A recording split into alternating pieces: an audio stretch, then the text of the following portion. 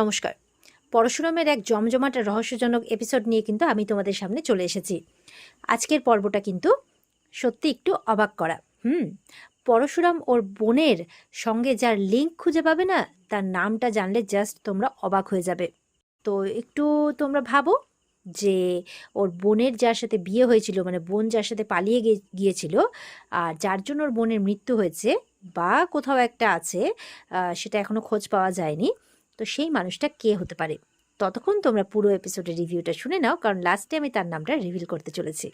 শুরুতেই দেখা যাচ্ছে জিৎ মুখার্জি ওপর থেকে নেমে আসছে, আর নিচে দুটো বাচ্চা বসে আছে, লাট্টু আর পিকো। তাকে দেখে বলছে পিকো যে, ও রাক্ষস দাদু, রাক্ষস দাদু। রাক্ষস দাদু মানে জিৎ মুখার্জি একদম চিৎকার করে উঠেছে, এই একদম চুপ করে থাকো, একটা কথা বলবে না, কি এগুলো উল্টোপাল্টা নামে ডাকছো? তো তটিনীর মা আসে তখন সেখানে, এসে বলছে, জিৎ কেন বাচ্চাদেরকে এভাবে বকছো? বলে, বাচ্চা? হ্যাঁ বাচ্চা, কি বলছে ওরা উল্টোপাল্টা? আর ওরা এখানে পড়ে আছে কেন? হ্যাঁ, এটা বাড়ি না কোনো অনাথ আশ্রম? কেন রেখে গেছে তটিনী আর শিবপ্রসাদ বাচ্চাগুলোকে এখানে? বলো কেন রেখে গেছে? তখন লাট্টু বলছে যে, দাদু, দিভাই ঠিকই বলে, তোমার মুখে মনে হয় ছোট থেকে কেউ মধু দেয়নি, নিম পাতা দিয়েছিল, তাই তুমি এরকম নিম পাতার মতো মানে কথা বলছো। বলে, এই চুপ কর, একদম চুপ কর। বলে, জিৎ একদম ওদেরকে উল্টোপাল্টা কথা বলবে না। তো পিকো বলছে যে, আমরা কি খুব বেশি খেয়ে নিচ্ছি নাকি দাদু? বলে, কি বলছোটা কি? বলে, হ্যাঁ আমরা কি বেশি খেয়ে নিচ্ছি নাকি? আমরা তো শুধু একটু ডাল ভাত খাই, আর মাঝে মধ্যে দিয়ে একটু মাছ করে দেয়। আর ওদিকে ভাই একদিন শুধু মাটন খেয়েছিল, তাতেই তুমি এত রেগে যাচ্ছ কেন? বলে, এই একদম ফালতু কথা বলবে না, বলে দিলাম, বেরো এখান থেকে। তো যখন তটনি মা রেগে যাচ্ছে, তটনির মাকে বলছে যে 24 ঘন্টার মধ্যে ওদেরকে এখান থেকে বের করো, আমি ওদেরকে সহ্য করতে চাই না। সামনেই আমার বাড়িতে এমনি আমি টেনশানে আছি, কালকে বিজিতের জামিন হবে, আমার মেয়ের সাথে ওর বিয়ে আছে 2রা বৈশাখ, আমি এদেরকে এখানে রাখতে চাই না, 24 ঘন্টার মধ্যে বের করো। তটিনীর মা যখন শুনছে না, সঙ্গে সঙ্গে তটিনীকে ফোন লাগিয়েছে। তখন তটিনী পরশুরামকে খাইয়ে দিচ্ছিল, পরশুরামের কাছে পৌঁছে গেছে আর পরশুরামকে খাইয়ে দিচ্ছে। পরশুরাম তটিনীকে বলছে, আমি একটু মুক্তাপুর যাব। বলছে, কেন? বলছে, শিবানী বিয়ে হয়ে ওখানে উঠেছিল। তটিনী বলছে, কেন ওখানে উঠেছিল কেন? বলছে, সেই রহস্যটার খোঁজ করতেই তো যাব। তো তখন ফোন আসে তটিনীর ফোনে, জিতে ফোন করে বলছে, এই তটিনী গাঙ্গুলি, কেন বাচ্চা দুটোকে এখানে রেখে গেছো? তটিনী বলছে, এইভাবে কেন কথা বলছো? বলছে, বলবো না? কি টাকা পয়সা নেই নাকি? হ্যাঁ, টাকা পয়সা ফুরিয়ে গেছে? ও, অতটুকু মাইনেতে কী বা হবে? দামি স্কুলে পড়াচ্ছ, পড়াশোনা খাওয়া দাওয়া সব কিছু তো খরচ আছে, তাই না? তাই জন্য পারছো না বুঝি, এখানে গুছিয়ে দিয়ে গেছো? তটিনী বলছে, তটিনীকে বলছে, 24 ঘন্টার মধ্যে এদেরকে নিয়ে যাও, মানে কাল সকালের মধ্যে। তটিনী বলছে, ওরা ওখানেই থাকবে। পাশ থেকে কিন্তু বাচ্চাগুলো জোরে জোরে বলছে, মাম্মি দেখো না আমাদেরকে বকছে, দেখো না আমরা একটু ডাল ভাত খেয়েছি বলে বকছে। বলছে, আমার বাচ্চারা ওখানেই থাকবে, ওটা আমার বাবার বাড়ি, ওখানে আমারও অধিকার আছে, তাই ওরা ওখানেই থাকবে। তখন তো তটিনীকে বলছে, এক মাগে শীত যায় না, আরও অনেক উল্টোপাল্টা কথা বলছে। পরশুরাম তখন বলছে, কি হয়েছে? বলছে, দেখো না এক মাগে শীত যায় না বলছে। বলছে, তাহলে ফোনটা দাও আমাকে। পরশুরাম ফোনটা নিয়ে বলছে, সত্যি তাই, এক মাগে কিন্তু শীত যায় না। আর শীতকালে সাপেরা শীত ঘুম দেয়। জিৎ মুখার্জি বলছে, কি বলতে চাইছো তুমি? বলছে, আমার ছেলে মেয়ে যাতে ওখানে সুরক্ষিত থাকে। বলছে, না হলে বিষ্ণুর ষষ্ঠ অবতার পরশুরাম হচ্ছে আমার আইকন, আর এই কমন ম্যান পরশুরামেরও আইকন কিন্তু বিষ্ণুর ষষ্ঠ অবতার পরশুরাম, এই কথাটা মনে রাখবেন। এই বলে ফোনটা রেখে দেয়। তখন সঙ্গে সঙ্গে দেখছে যে দরজাতে নক করছে, ভাবছে কে এলো আবার এখন। দরজাটা খুলেই দেখে বলরাম এসছে। তখন তো দুজনের মুখে হাসি ফুটে, দুজনেই খুশি হয়ে যায়। বলরাম বলছে, চলে এলাম। বলে, খুব ভালো করছিস, চল চল আমরা বেরোই। তটিনী বলছে, কোথায়? বলে, ওই যে বললাম না তোমাকে মুক্তাপুরে যাব। তটিনী বলছে, আমিও যাব তোমার সাথে। বলছে, না গো, তুমি এই দিকটা সামলাও, আমি ওদিকটা দেখে আসি। তো বলছে, খাবে না? তো বলছে, খাবারটা তুমি ঢেকে রাখো, আমি এসে খাচ্ছি। এই বলে বলরামকে বলছে, ওদিক ঘুর। বলে, কেন? বলে, ঘোর ওদিক ঘুর। এই বলে বউকে একটু জড়িয়ে ধরছে, তারপরে বেরিয়ে যাচ্ছে আর কি। তো বলরাম বলছে, কি হলো? বলে, ওটা তুই বুঝবি না। তটিনী তো হাসছে। বলরাম বলছে, হোয়াট ইজ দ্যাট? বলছে, দ্যাট যে বিয়ে করেনি, মানে দ্বার পরিগ্রহ করে নাই, এভাবে বলছে। এরপর বলরামকে নিয়ে কিন্তু বেরিয়ে পড়ে। বলরাম বলছে, থানার ওসিকে ডাকতে হতো কি? পড়াশোনা বলছে, না একদমই না। বলে, কেন? বলছে, একটু গন্ডগোলের ব্যাপার আছে। তো এই বলে তখন বলরাম বলছে, মায়া কিন্তু লোকেশনে পৌঁছে গেছে। বলছে, এই জন্যই তো তোকে এত গুণিতকর্মা বলি, চল। এ বলে ওরা যাচ্ছে ওখানে, গাড়ি নিয়ে পৌঁছে গেছে, এবার লোকেশনে যাচ্ছে। তো পৌঁছে গেছে শিবানীর শ্বশুর বাড়িতে, দেখছে দরজায় তালা।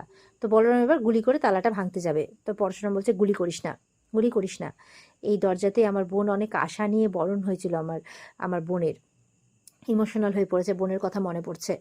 তো বলছে যে বোনের বিয়ে ঠিক করেছিল ওর বাবা, কিন্তু বোন বিয়ের রাতেই পালিয়ে যায়। তারপর থেকে বাবা নাকি মানে তার মুখও দেখেনি, তাই বলছে। এরপরে যখন মানে বোনের মৃত্যুর খবর আসে, তখন নাকি তার বাবারও যাই হোক, বলতে বলতে থেমে যায়, তো আর বলে না, বলছে পরে কোনো সময় বলবো। প্রচণ্ড ইমোশনাল হয়ে পড়েছে। তারপর থেকে নাকি মানে বোনকে দেখেনি পরশুরাম। তাই বলরাম তখন বন্দুক দিয়ে তালাটাকে ভাঙে। তো ভেঙে এবার ভেতরে যায় ওরা।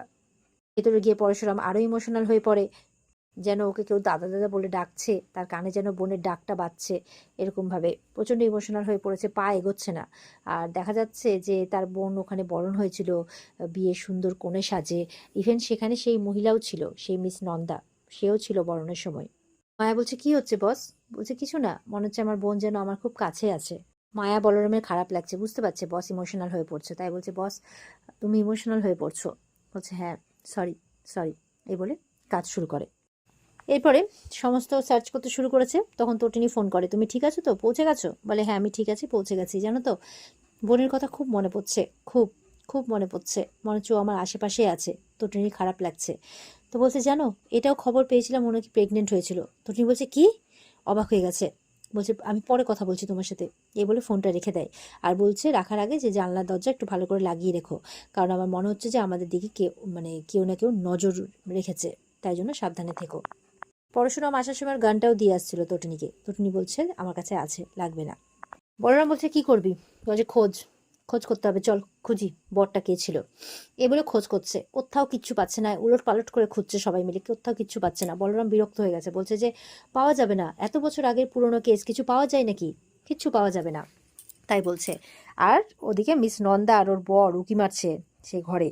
তো বলরাম কাজ করতে করতে দেখে ফেলেছে, বলছে, কে কে ওখানে, কে? বলছে, কে? বলে, এখানে কেউ ছিল, দাঁড়া, দেখতে গেছে বাইরে, বাইরে গিয়ে কোথাও কাউকে দেখতে পায় না। বলছে, পেলি? বলে, না পেলাম না, তবে আমি শিওর ওখানে কোনো মহিলা ছিল। পরশুরাম বলছে, কে ছিল ওখানে? তো এই বলে পরশুরাম রেগে গিয়ে কিন্তু একটা বাক্সের মধ্যে জোরে করে লাথি মারে, দিয়ে চলে যাচ্ছে ওরা সবাই মিলে।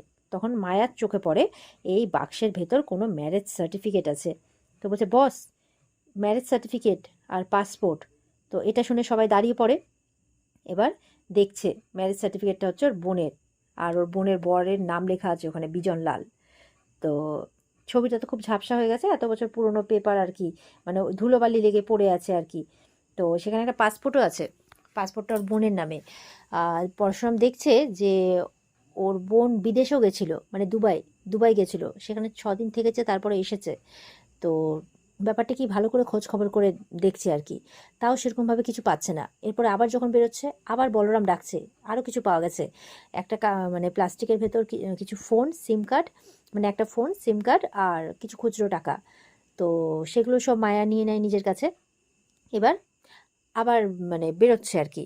তো বেরোতে গিয়ে আবার পরশুরামকে ডাকছে মায়া, বলছে, কি হয়েছে? বলছে, একটা ছবি বস। আর ওদিকে ওই মিস নন্দা আর ওর বর উকি মেরে দেখছে, কিন্তু মনে হচ্ছে যেন এটা সবটা জানে। ওখানে কিন্তু বিজনলালে কিছু স্কুল সার্টিফিকেটও দেখতে পাওয়া যায়। তো তো এবার ছবির কথা শুনে মায়া বলছে, এটা মানে বোনের বর নয় তো? এবার মায়া ছবিটা দেখে জাস্ট অবাক, বলে, বস এই দেখো। বলে, কি? ছবিটা ঘুরিয়েছে বসের দিকে, পরশুরামের দিকে। অবাক, জাস্ট অবাক। এই বিজনলালটা কে জানেন? তখন একদমই আলাদা রকম, দাড়ি গোপ, মানে দাড়ি নয় গোপ, একদম আলাদা রকম, সিধে সাদা একটা গ্রামের ছেলের মতো লুক। এই বিজনলাল আর কেউ নয়, এই বিজনলাল হচ্ছে বিজিত লাহিড়ী, যেটা দেখে পরশুরাম জাস্ট অবাক। বিজিত বলে চিৎকার করে ওঠে পরশুরাম, আর পরশুরামের চিৎকার শুনে পালিয়ে যায় মিস নন্দা আর ওর বর। আর এখানে কিন্তু আজকের পর্ব শেষ হয়ে যায়। তো এই ছিল আজকের পর্বের রিভিউ। আশা করি তোমাদের সবার ভালো লেগেছে। ভালো লেগে থাকলে পর্বকে লাইক কমেন্ট করে জানাতে ভুলবে না, আর আমাদের সাথে জুড়তে চ্যানেলকে সাবস্ক্রাইব করতে ভুলবে না। দেখা হচ্ছে তোমাদের সাথে আগামীকালকে। সবাই খুব ভালো থাকবে। আজকের মতো পর্বের রিভিউ এ পর্যন্তই। বিস্তারিত দেখতে স্টার জলসার পর্দায় চোখ রাখবে। টাটা।